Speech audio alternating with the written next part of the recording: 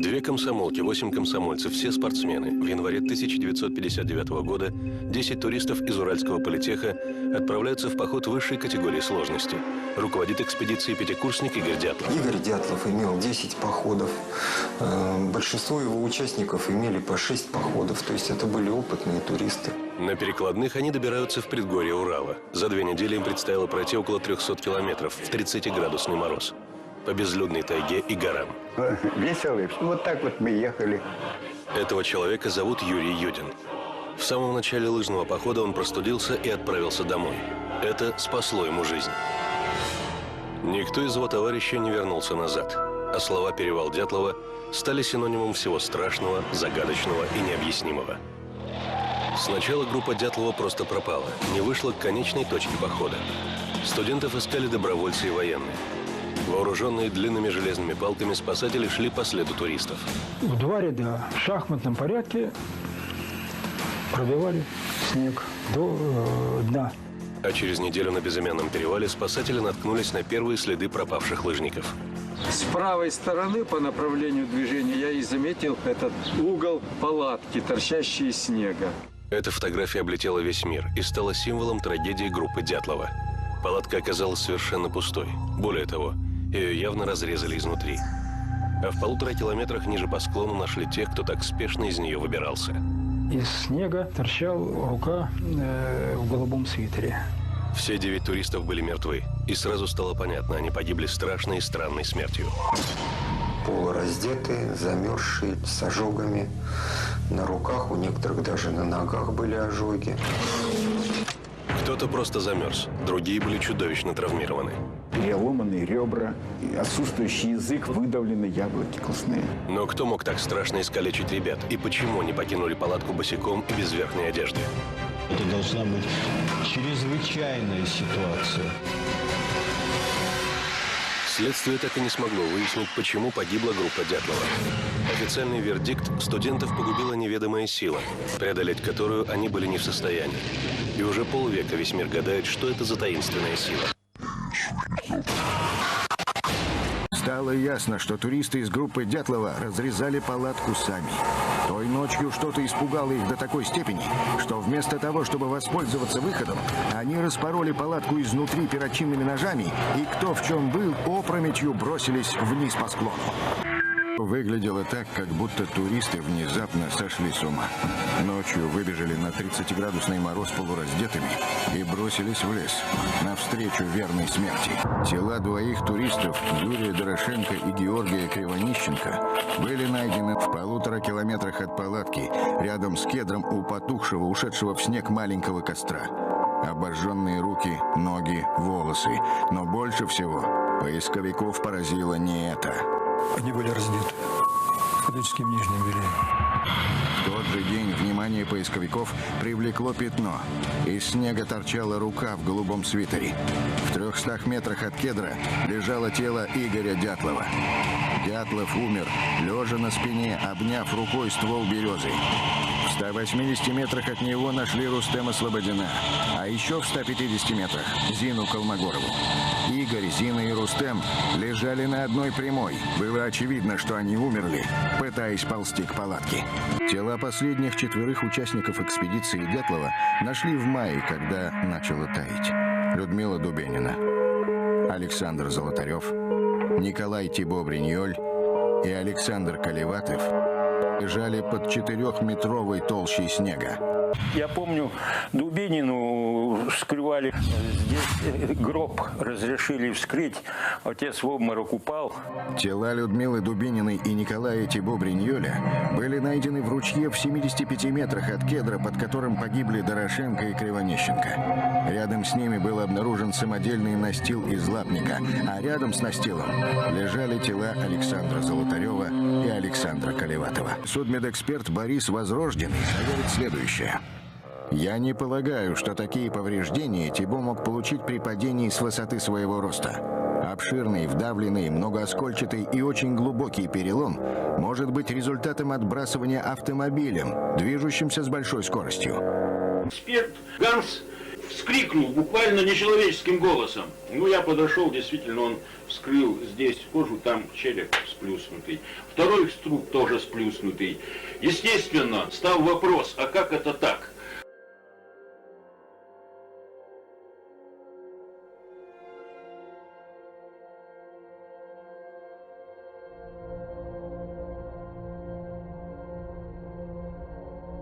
Специалисты Свердловского областного бюро судебно-медицинской экспертизы провели комиссионные исследования, судебно-медицинские исследования по факту как раз акта вскрытия, что провел Возрожденный в 59-м. То есть без эксгумации они, будучи научной группой, провели свои исследования, где было сказано, что подобные травмы, а именно переломы ребер Золотарёва или Дубининой, с высоты падения собственного роста получить невозможно.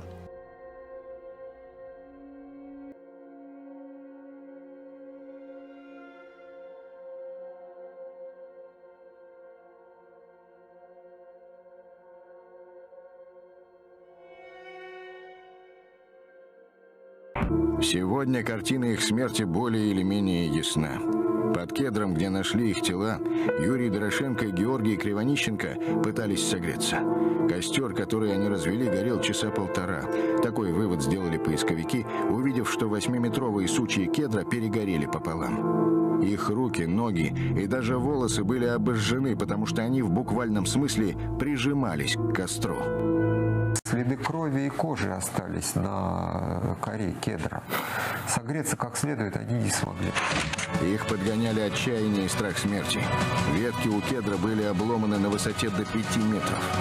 На 30-градусном морозе, полуодетые, они залезали на дерево голыми, негнущимися руками, обламывали ветки, бросали их в костер, который никак не разгорался. Дорошенко залезал все выше и выше, наваливался на ветку, падал вместе с ней на землю. В очередной раз он уже не встал. Дорошенко, по-моему, прямо оборвался с сучком. Я помню, фотографировал, и сук-то вошел ему это самое, под живот. То есть он оборвался с этой самой.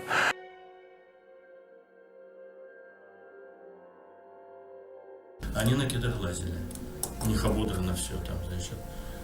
У одного из них во рту кусок откушенного пальца.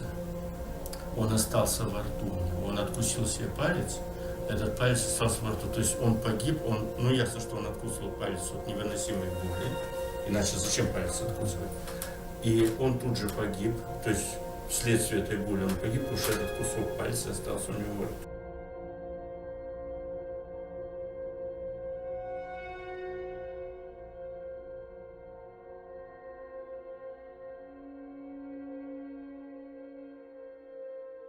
Борис Алексеевич в актах судебно-медицинских исследований указывает, какую часть фрагментов внутренних органов он отправляет для судебно-химического и гистологического исследования в областное бюро. Я прекрасно помню воспоминания Юрия Ефимовича Юдина. Мы множество раз с ним об этом говорили. Как раз об этом моменте, как он сопровождал контейнер с фрагментами внутренних органов погибших ребят, погибших друзей, каково ему было. Мне стало известно, что как только Деминова Анна Яковлевна, это как раз начальник судебно-химического отделения областного бюро, и судебный химик Чищихина провели работу, сделали исследования, и как только они уже были отображены в актах судебно-медицинского исследования по судебно-химической части, сразу же пришли люди в серых пальто, как их называют, забрали не только эти акты, но и фрагменты внутренних органов погибших ребят из первой пятерки.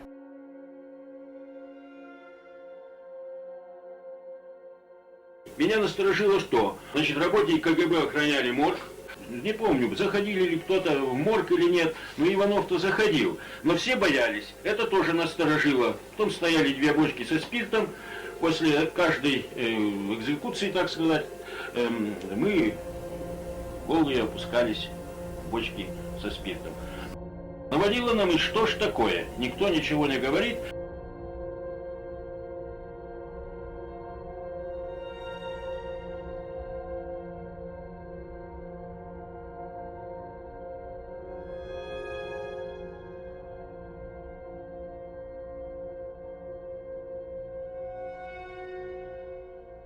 Обрывки одежды, разбросанные между костром и настилом из лапника, следователь отправил на все возможные виды экспертиз. Результаты радиологической его ошеломили. Одежда загрязнена радиоактивной пылью. Подпись «Главный радиолог Свердловска Левашов». Как объяснить полученные дятловцами травмы? Некая взрывная волна, она бы смела палатку. Подземный ядерный взрыв – это объяснило бы радиацию и больше ничего. Испытание некоего секретного оружия? Версия такая. Совершилась техногенная катастрофа с летательным аппаратом связана.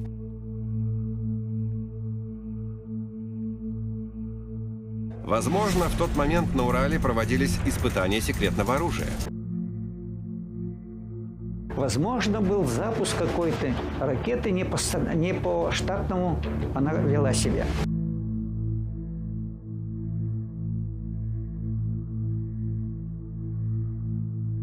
Они были поражены вот этим ядовитым газом.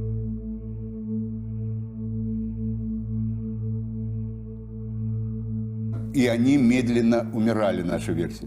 Медленно умирали. Именно поэтому они не могли добежать до палатки, до лабаза.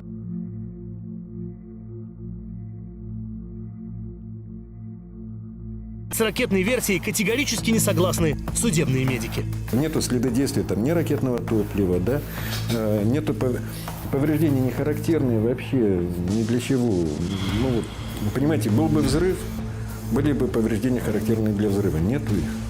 Если происходит отравление ракетным топливом, местность вся в течение нескольких секунд, она отравлена де-факто. Понимаете, от этого не уйти облако. Гептиловое или какое, хотя гептил не был в 1959 году широко применен, так скажем. Понимаете, вот стоит группа, где бы она ни стояла, идет взрывная волна, пострадали все. Порвало бы барабанные перепонки, вот это было. Из 9 пострадали 5. Причем у 2 по голове, у 2 грудная клетка. Если бы неподалеку проходили испытания, вокруг были бы поломанные ветки, мертвые птицы, животные, но ничего такого не было. В это время по этим горам лазило порядка 5 групп туристов. Популярное место, потому что горы голые, красивые, тайга красивая. Там 5 групп в это время было туристов. 5 групп. Никто ничего не... А все они заходили по одному, а все они шли через Ушму. Дорога-то одна там. Ну, поставьте уж мне одного солдата, сказать, солдат, не пускайте.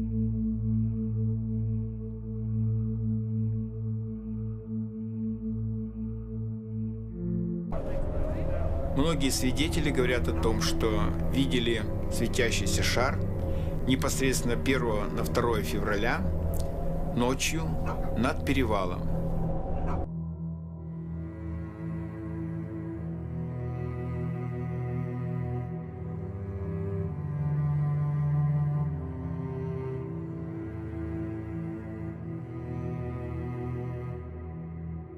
Из Североуральска свидетель тоже описывал, а я им дал листок бумаги, они неграмотные, но они пишут, рисуют очень хорошо. И они нарисовали шар.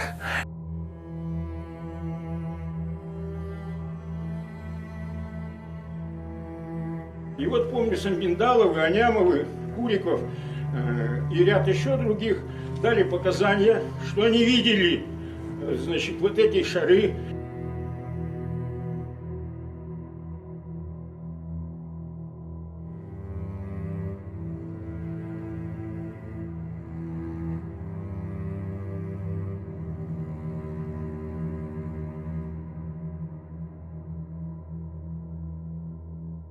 К этому времени был допрошен один работник одного из северных лагерей.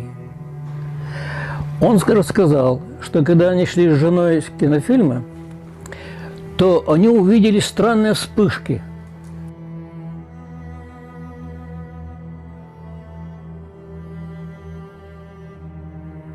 В той стороне, где погибли туристы? Да, да.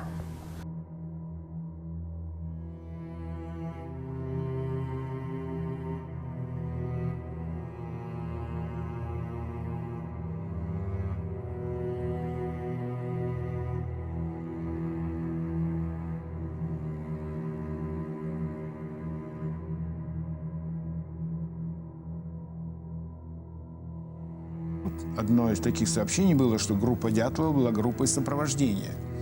То есть она сопровождала кого-то в этот район.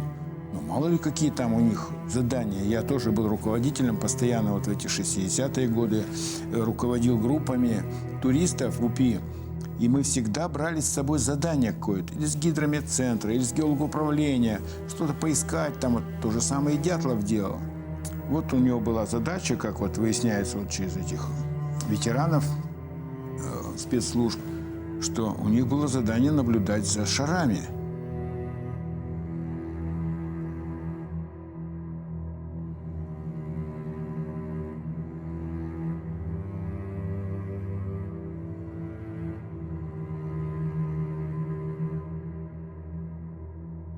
В ночь гибели студентов ваш отец, Валерий, видел что-то подобное в небе. Он находился в это время в районе горы Чистоп. Что он увидел? 2 февраля группа спустилась со склонов горы Чистоп, на которой было совершено ночное восхождение им, Шумковым, и еще участником группы Михаилом Владимировым, родом, кстати, из Артемовского. Вот. Вдвоем они совершили восхождение, присоединились к группе. И вот 2 февраля они спустились в зону леса, стих ветер, который их там, так сказать, третировал в течение долгого времени. И потом они развели костер, вот ниже границы леса, приготовились к ночевке. Значит, вот они у вечернего костра, небо уже темное, ночное, наблюдают полет светящегося какого-то таинственного объекта, который сам ярко светится, да еще и обеспечивает подсветку облаков. Там идет рассказ о подсветке облаков, то есть это сильное свечение. Идет этот объект с юга на север. Он над главным Уральским хребтом, мимо Чистопа и в сторону от Артена, то есть в сторону будущего перевала Дятлова. Вот. И дальше как бы это все, свечение гаснет, уходит, никаких-то там взрывов, чего-то такого он в своем рассказе не приводит.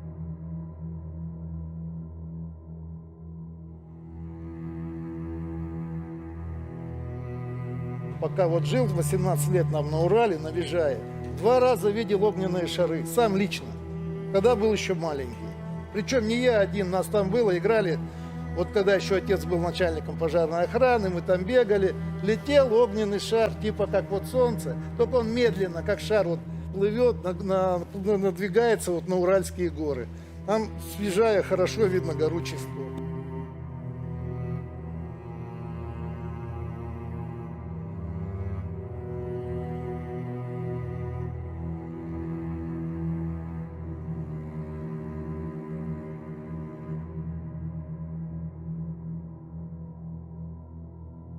Ночью мы спускались с вершины Чистоп.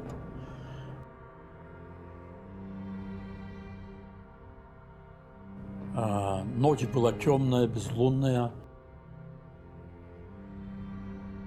Посмотрели на запад и вдруг увидели светящийся шар, светящийся с хвостом, который летел мимо нас, мимо нашей вершины на северо-восток.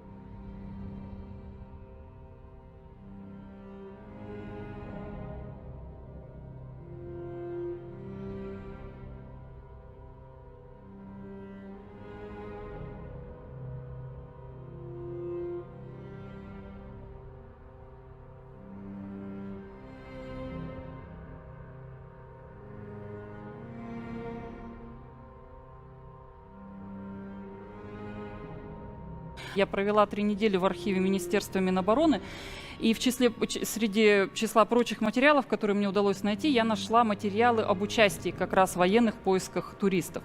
Оказывается, руководил поисками некий подполковник Шестопалов Михаил Федорович. У меня был большой вопрос в том, что почему вообще подполковник прибыл на перевал, зачем? Если отправили группу саперов, которые с миноискателями должны были найти тела дятловцев, достаточно было старшего лейтенанта, который командовал бы 8 саперами там, да, на перевале, или капитана максимум. А здесь прибыл целый подполковник, который туда ездил аж 3 раза. То есть, судя по тем приказам о командировке, когда его туда отправляли, он ездил туда целых 3 раза. И одна из этих командировок связана с явлением огненных шаров. То есть 31 марта один из саперов отправляет радиограмму в штаб поисков. Он отправил, что мы видели в небе нечто похожее на огненный шар, и я прошу разобраться, что это было такое. И 1 апреля как раз Шестопалов уже находится на перевале. То есть явно его командировка была связана с этим явлением. Но содержание этих командировок и отчеты командировок, они до сих пор засекречены, как и многие документы Уральского военного округа за тот период. Поэтому, я думаю, мы еще это все расследование продолжим и, может быть, что-то выясним. Да, я еще хочу напомнить, это важно, потому что еще в первой программе говорили, когда все это случилось, высшие чины надзорной исполнительной власти туда явились. Это был беспрецедентный случай. То есть обычно такие люди не уделяют такому эпизоду столь большое внимание. Это нонсенс. Туда приехал весь свет, прокуратура и прочее. Это говорит о том, что почему-то, и приехали потом очень быстро приехали. Видимо, этот случай был для них почему-то очень важен.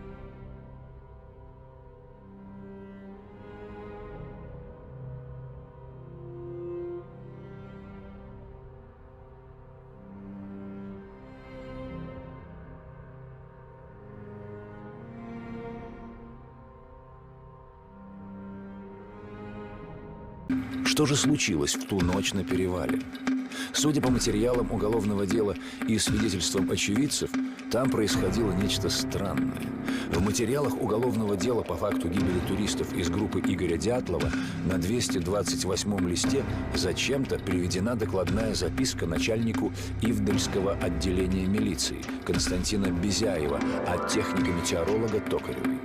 Там говорится, что 17 февраля 1959 года в 6 часов 50 минут местного времени на небе появилось необыкновенное явление – светящийся шар.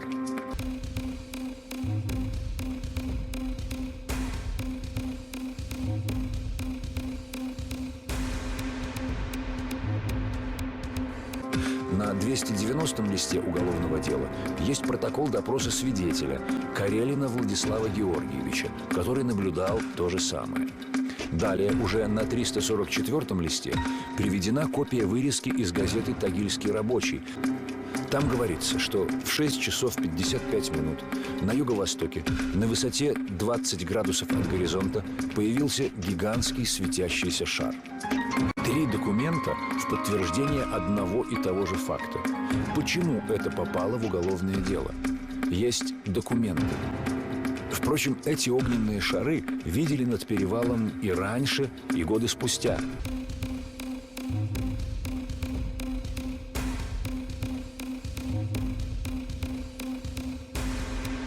В ряде случаев свидетелями появления шаров становились более 50 человек из числа геологов и охотников.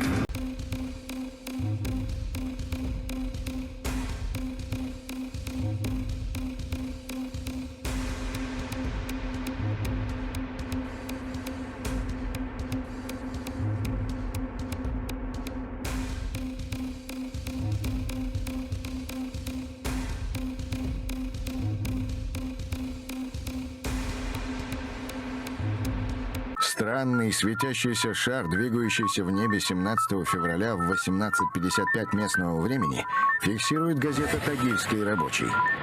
В этот же день на имя начальника Ивдельского отделения милиции поступает заявление от техника-метеоролога Токаревой.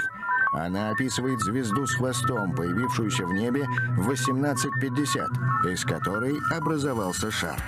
А это протокол допроса служащего Ивдельской войсковой части 6602В Анатолия Анисимова. 22-летний рядовой описывает шар в белом тумане с яркой точкой внутри, которая то увеличивалась, то уменьшалась. Похожие явления зафиксировали спасатели, занятые поисками группы Дятлова. Из радиограммы от 31 марта 1959 года. Абенбург, Потапов, Согрин, Проданову, Вишневскому. В 4:00 Дневальный Мещеряков заметил большое огненное кольцо, которое в течение 20 минут двигалось на нас, скрывшись потом за высотой 880.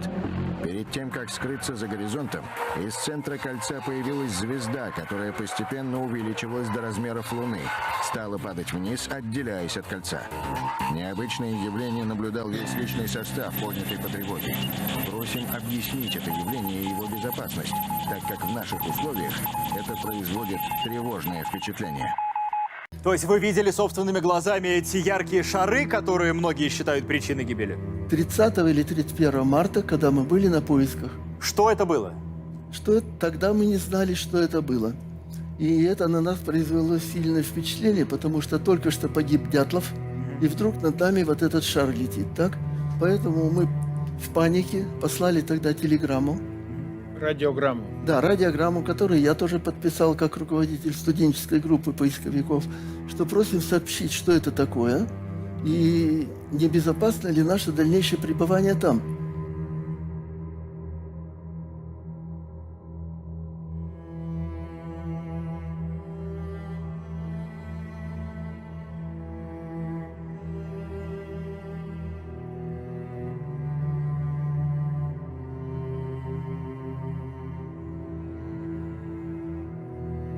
Когда я работал в Ивделе, я нашел свидетелей, которые в период гибели группы Дятлова в 1959 году видели тоже необычное явление. Зависший большой огненный шар такой яркого красного цвета. Это были представители Таллинской партии, геологической партии, геологи. Работали они в Северной геологоразведочной экспедиции, Таллинская партия. Причем это явление было достаточно кратковременного характера, но, что очень любопытно, на следующий день по этой местности начали кружить военные самолеты.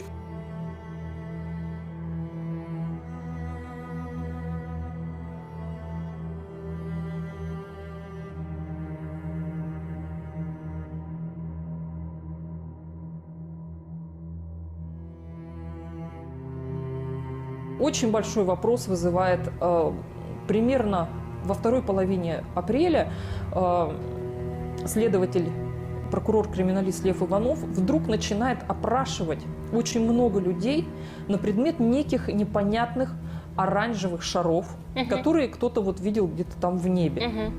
Причем этих допросов очень много. Просто местных жителей опрашивали? Там и местные жители, там поисковики, которые были на перевале на поисках, там военнослужащие, по большей части там как раз военнослужащие местных частей. И они все пересказывают одну и ту же картину, что из-за горизонта поднялся некий шар, причем это было рано утром. И вот он двигался, там, сейчас я уже не помню, по-моему, с юго-запада на северо-восток, и вот он потом исчез за горизонтом, они описывают конкретно, что это был огромный такой шар, белый, а внутри него была какая-то яркая звездочка. Вот тоже, что это за шар? А зачем вообще Иванов начал опрашивать? С чего вдруг, да, такое... То есть потому что до вот этих допросов никаких намеков на все это дело не было, кроме маленькой газетной заметки, когда метеоролог Токарева вдруг сообщает, что вот проплывал какой-то непонятный объект, какой-то шар по небу.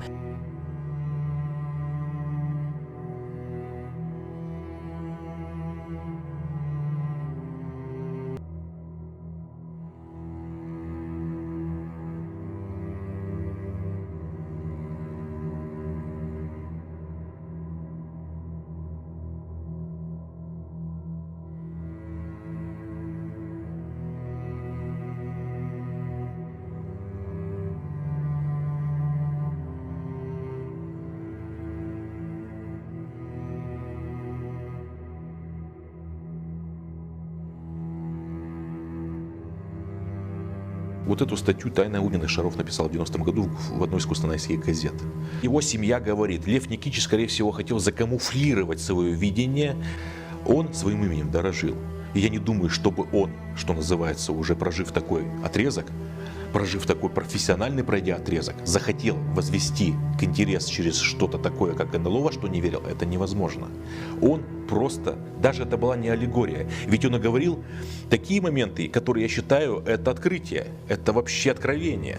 О единовременном факторе, именно ударе по Тибо Золотаревой Дубининой внизу, о том, что это было избирательное, скажем так, влияние, воздействие определенной энергетической волны, выброса энергетического. Неважно, независимо, касаются ли они фактора трагедии группы Дятлова 1959 года, либо не касаются, еще раз скажу. В любом случае, кто-то должен дать ответ, что происходит, исходя из того, что есть свидетели неоднократные этого явления.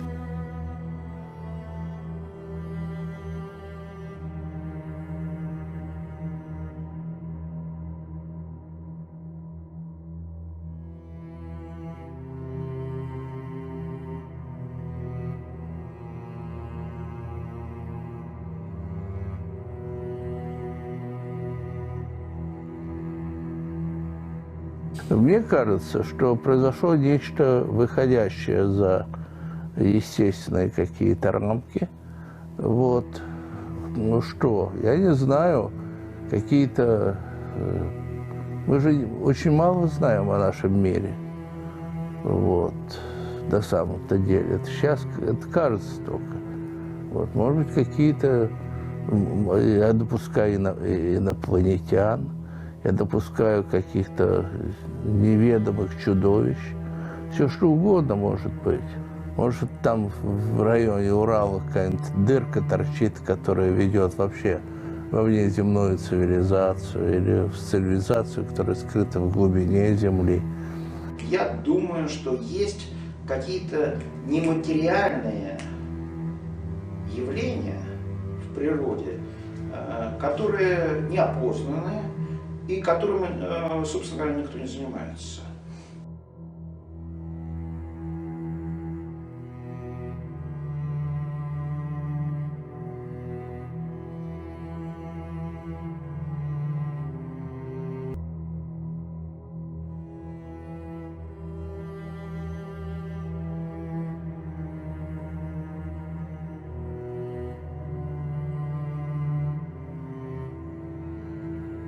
Версия НЛО, она такая гармоничная, потому что она объясняет все. Во всех остальных версиях обязательно есть нестыковки.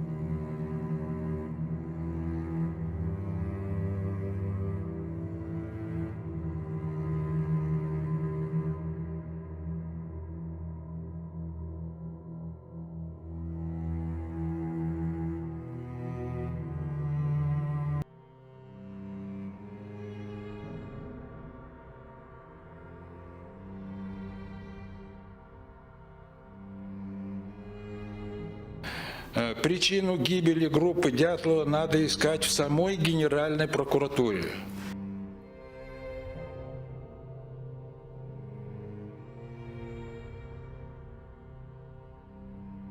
Комсомольская правда нашла 94-летнего заместителя начальника следственного отдела Свердловской области Окишева, который в то время вел это дело. Окишев прямо сказал. И дело закончилось тем, что приехал заместитель прокурора Федерации Ураков, изъял это дело у нас, увез с собой, а нам сказал всем говорить о том, что был несчастный случай. И все, больше никаких разговоров. Если заместитель генерального прокурора РСФСР знал, что он делает, значит и генеральный прокурор РСФСР знал, значит и генеральный прокурор СССР тоже знал, это не могло быть тайной. И вот у них надо искать и спрашивать, что же было такое.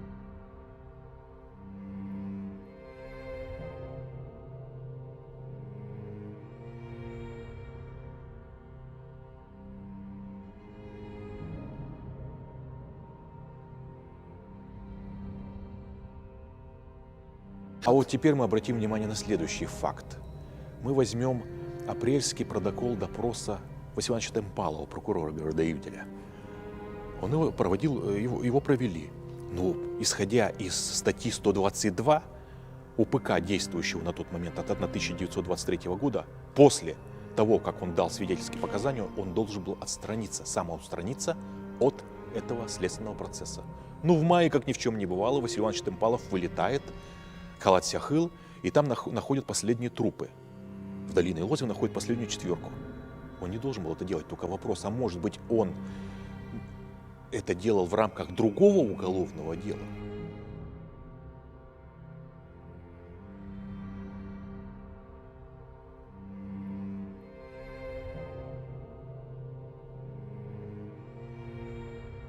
Мне Окишев сказал, что их прикрепляли к другой следственной группе, которая была прислана из Москвы. Специальная следственная группа, которая исследовала какое-то чрезвычайное происшествие, происшедшее здесь. Их подключили к этой группе только для того, чтобы они собрали материалы по погибшим туристам.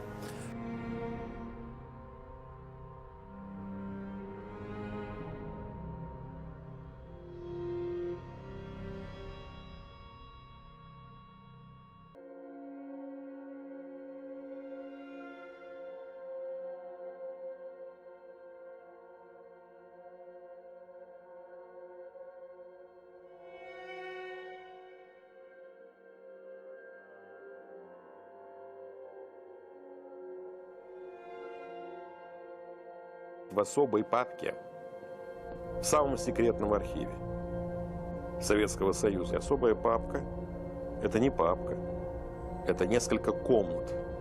Комнаты сейфа, где хранятся самые страшные, самые тяжелые, самые невероятные документы. Это те бумаги, которые особенно охранялись Советским Союзом. У меня в руках пока что только копии. Это некоторые документы из архива ЦК КПСС. И, наверное, пока только то, что разрешили рассекретить.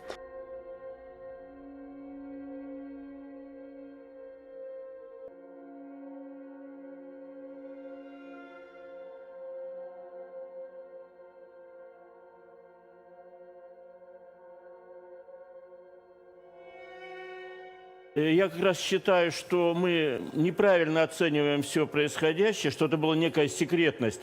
В тот период, когда искали людей, там побывали сотни совершенно случайных персонажей. Поэтому никакой секретности по ходу поисков вообще-то не существует, что тоже подсказывает, что эта история гораздо сложнее. Если бы это было государство хотело бы засекретить эту историю, оно бы не присылало туда огромное количество совершенно случайных людей. Там были студенты, рабочие, альпинисты, туристы, журналисты, в том числе из Москвы очень много. Там стоял этот лагерь несколько месяцев.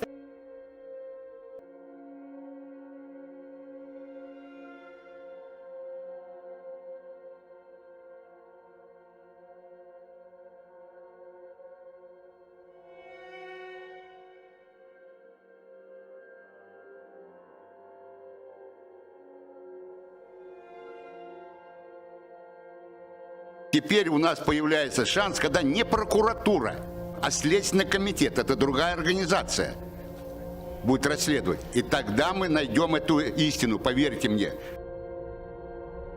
Я сам обращался и в прокуратуру, и в Следственный комитет, и в другие наши структуры с просьбой заинтересоваться этим делом, но все время встречал такую смесь скептицизма.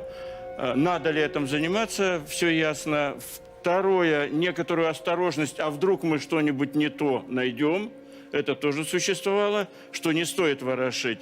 И третье, что скажет общество, мы сейчас займемся, это говорят силовики, мы сейчас займемся, а нам скажут, вы вместо того, чтобы воров, жуликов, казнокрадов ловить, вы занимаетесь историей 60-летней давности.